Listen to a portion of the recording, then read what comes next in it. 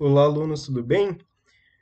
Como nós já vimos na aula anterior, da unidade 1 das vigas isostáticas, nós vimos as vigas isostáticas planas, né? Hoje, a gente vai trabalhar com a viga isostática inclinada. Então, aqui na unidade 1, na seção 2, vou direto lá para a página, nós temos a indicação dessas vigas inclinadas, de como calcular, né? Então, por exemplo, onde que eu teria uma viga inclinada? Eu teria ali uma região residencial e uma industrial, né? E eu tenho que passar ali por um percurso, só que eu tenho diferença de altura na minha altimetria. Então, eu faço essa viga inclinada para que eu consiga suportar ali, ah, fazer a simulação dos esforços dessa viga, né? Então, basicamente, seria uma passarela. Aqui eu tenho 1 metro de altura e aqui eu tenho 2 metros de altura. Então, a diferença de altura entre os meus apoios é ali de 1 metro, né? E eu tenho uma inclinação de 13 graus. E eu tenho um esforço, um carregamento distribuído de 4 kN por metro. Então, aqui eu tenho 11 metros entre eles e eu tenho é, 14 metros. Desculpa, esse 1 metro e 2 metros não é da altura, tá? É da distância até o final da barra. Eu acabei me confundindo aqui. A altura a gente não tem. Então, um total 14 metros, entre eles eu tenho 11. Qual que é a única coisa que vai mudar aqui? Esse tipo de viga, por exemplo, é uma viga de uma escada que fica embaixo ali da pisada, né, do degrau da escada.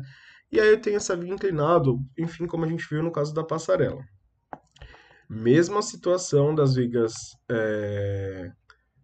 planas, a gente tem que ter o somatório das forças da horizontal igual a zero, das forças da vertical também igual a zero, e o momento também igual a zero. Então, todas as somatórias também têm que ser zero para essa estrutura estar em equilíbrio.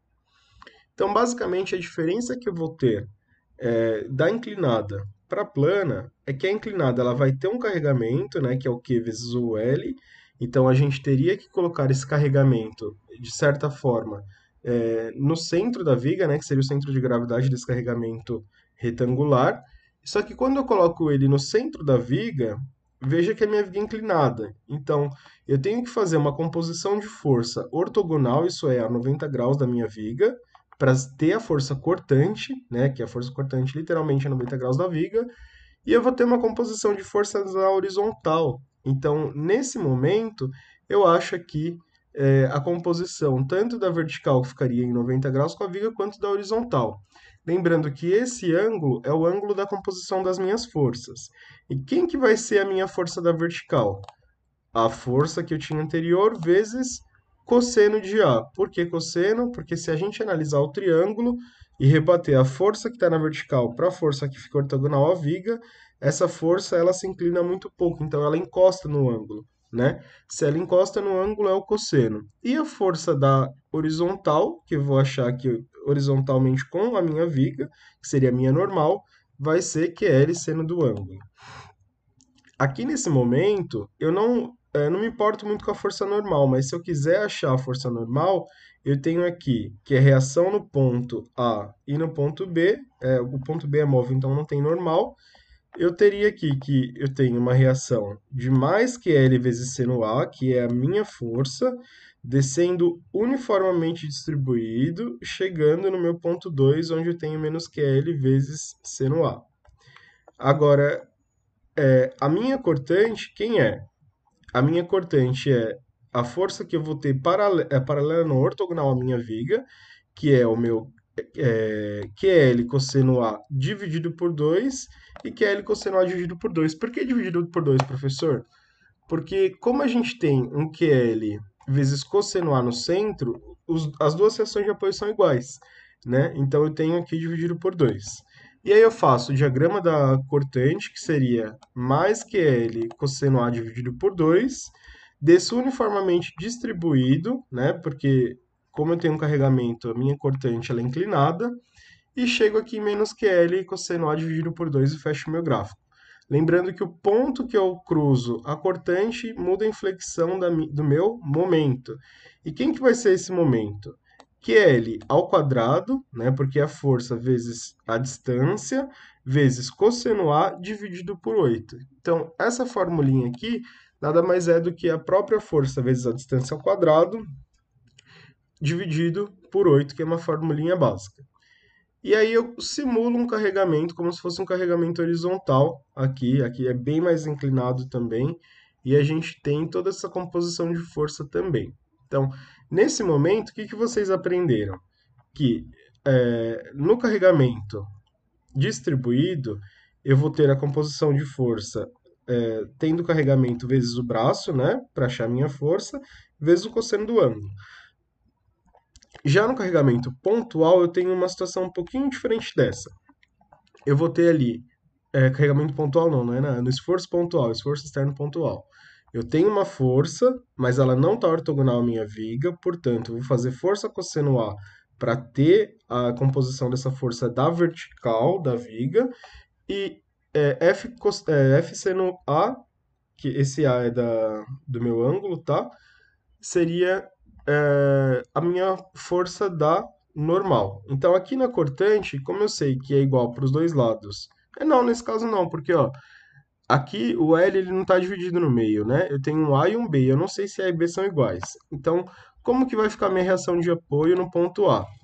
F vezes B, que é a distância da força para o outro apoio, cosseno A, por causa da vertical, dividido pelo L total, né? Da mesma forma que a reação de apoio da vertical do ponto B é F vezes A, que é a distância oposta da força para o outro apoio, vezes cosseno A, porque ele está vertical, né? Dividido pelo L total. E aqui eu tenho, diferentemente da reação do gráfico da cortante e do carregamento distribuído, eu tenho um gráfico de cortante de um carregamento pontual, em que eu tenho a força horizontal da reação de apoio A, que é constante até se encontrar com a força que a gente fez a composição na vertical, que seria descendo lá para o outro lado do gráfico, permanece constante até encontrar a força da reação de apoio em B e fecha meu gráfico. Onde que vai ser meu momento máximo? Novamente, onde a minha cortante cruzou o ponto zero. Então, como eu tenho uma área positiva, quem que é a minha área? F vezes B vezes cosseno A dividido por L vezes A, porque é um retângulo, então altura vezes base. E aí eu tenho o meu momento máximo.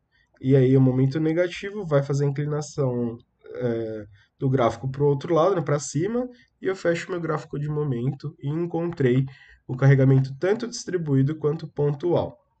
Lembrando que essa aula vai ficar gravada aqui, então vocês podem assistir várias vezes para conseguir desenvolver os exercícios, tá?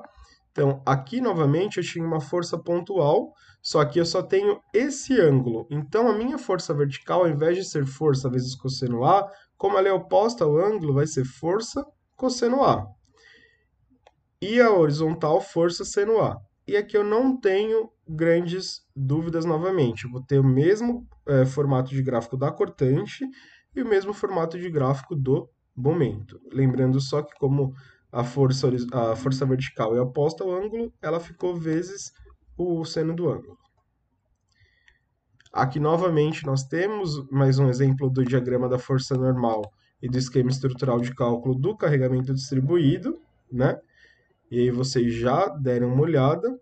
E eu gostaria que vocês praticassem em casa com os números do exercício da figura 1.29, da página 37 aqui do livro, né? Mas da impressão é a página 35. E eu quero que vocês encontrem as seções de apoio fazendo a somatória das forças da vertical igual a zero e somatória do momento igual a zero. Utilizem o ponto A como referência para fazer tudo isso, que vocês vão encontrar as reações de apoio. Então, aqui, quem que eu tenho? Eu tenho 40, que foi decomposto, né, pelo seno de 45 graus, porque eu tenho 45 graus aqui. E aí tem uma força da vertical igual a 28,28.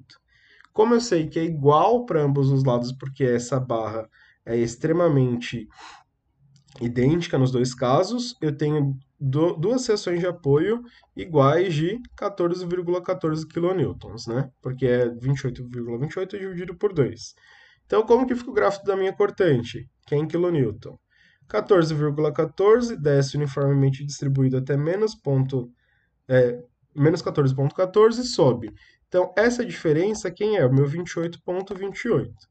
E o meu momento é a área da minha cortante. Então, é 14,14 vezes 3,54 dividido por 2, que vai dar ali um resultado de 25,03 no meu momento máximo. Então, eu quero que vocês treinem no caderno essa questão das cargas inclinadas para que a gente faça os exercícios sem dúvidas. Então, aqui esquematização de cálculo de novo, tudo de novo, e eu quero que vocês acham esse momento máximo que cortou aqui. Então, qual que seria esse momento máximo?